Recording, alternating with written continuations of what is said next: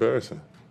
And we got to be better on defense. We got to be better as a team. They slowly chipped away. We did a solid job, holding it to 3 when we could, and then eventually, the dam broke, and then they just did whatever they wanted, and we have to continue to play a 60-minute game. Miles, how hard is it? The city of Cleveland knows heartbreak better than almost anyone. It's a place built on steel, sweat, and blind loyalty. Fans who bleed for the Browns have suffered through collapses, cursed kicks, and quarterbacks who flame out faster than busted streetlights.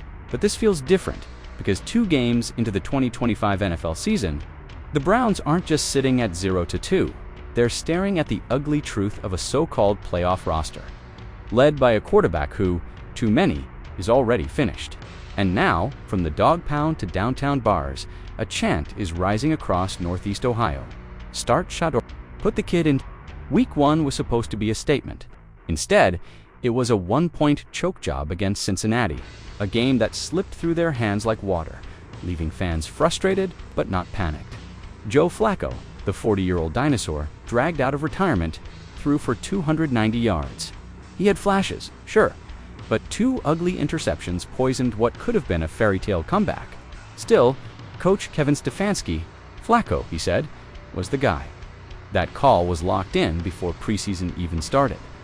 No matter how sharp Dillon Gabriel looked or how electric Shedeur Sanders flashed, then came Baltimore in Week 2. And Lamar Jackson didn't just beat Cleveland, he humiliated them. 41 points, wide open receivers, a defense in shambles, and Flacco. He looked ancient. 25 completions on 45 attempts, 1 garbage touchdown, and a back-breaking pick. By halftime, hope was fading. By the 4th quarter, it was dead. The locker room was tense. Myles Garrett's words cut through the air like a knife. "Shit's embarrassing. We gotta be better." Stefanski, stone-faced at the podium, begged the team to stay united. But fans weren't buying it, because for them, this isn't about the whole team. This is about one man. Cleveland fans are fed up. They see the obvious. Flacco is 40. He's slow in a league that demands mobility. He's safe when the game screams for chaos. He's steady when the Browns desperately need a storm. And standing right there on the sideline is Shedeur Sanders, son of Coach Prime, the young gun who took college football by storm. The kid with the cannon arm, the swagger, the ice in his veins. A rookie, sure. Unproven? No doubt. But when the alternative is another wasted season before October, fans start screaming for the gamble. Sports radio melted down after the Ravens beat. This season's slipping away. Put Shedeur in. Stefanski's gonna lose the locker room if he keeps protecting Flacco. Sanders has that spark, that it factor. Inside the building, the Browns pretend they aren't panicking. Stefanski insists Flacco's still the starter. The GM shrugs at the noise. The veterans toe the company line. But football isn't played in press conferences. It's played on Sundays. And when your offense is crawling in mud, when fans boo by the 2nd quarter, when your leaders call it embarrassing, pressure doesn't simmer, it explodes. The Browns gambled everything on Joe Flacco. They cut Tyler Huntley. They traded Kenny Pickett.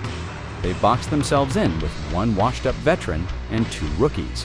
And now the people want 1 rookie in particular. Shedeur isn't just another kid. He carries the Sanders name, the Prime legacy, and the swagger of a natural star. At Colorado, he was cool under pressure, dropping dimes when the game was on the line. Analysts raved about his accuracy, poise, and vision far beyond his years. But more than that, Shedeur represents what Cleveland craves most: hope. Hope for a future. Hope for a new identity. Hope for a franchise that's been cursed with more failed quarterbacks than anyone can count. To the fans, Shedeur isn't just the next guy up. He's the spark that could save a dying season. By Tuesday, chants for Sanders were echoing at practice. By Wednesday, Cleveland talk shows were consumed with one question: Shedeur win. Thursday, the debate wasn't if, but how soon. Every loss makes the noise louder. Every Flacco incompletion draws boos. Every Stefanski press conference turns into a Sanders interrogation. That's the NFL. Pressure doesn't creep, it detonates. One more loss, and this city won't just ask for change. Flacco is calm, a Super Bowl champ who's heard it all before. "I can't worry about that stuff anyway," he told reporters. But behind the shrug is a man staring at the end. Shedeur, on the other hand, is hungry. His silence speaks louder than words. The crisp warm-up throws the fire in his eyes, the body language of a kid itching for his shot. And Dillon Gabriel.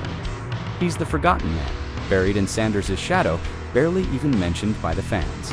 This isn't just a quarterback decision. It's a clash of eras. Flacco's twilight versus Sanders' sunrise. Cleveland is done waiting. They see the AFC North gauntlets and see Baltimore, Pittsburgh, and no, there's no time for patience. In this division, 0-2 feels like 0-6. Fans know if the Browns don't act now, the season is gone before it even starts. So they rally around Sanders. They share his college highlights, buy his jerseys, chant his name outside the stadium. The people have chosen. Now the weight falls on Stefanski, a coach already on the hot seat. Stay loyal to Flacco and watch your job go down with him. Throw Sanders into the fire and risk breaking him too soon. Either way, the Browns are dangling over the edge. 2 weeks in, and Cleveland is already at war with itself. The vets versus the kids. Caution versus chaos. Past versus future. The only certainty. These fans won't sit quiet, because in this city, patience died years ago. And unless something changes fast, the Dawg Pound won't just bark. They'll roar. Roar for Shedeur.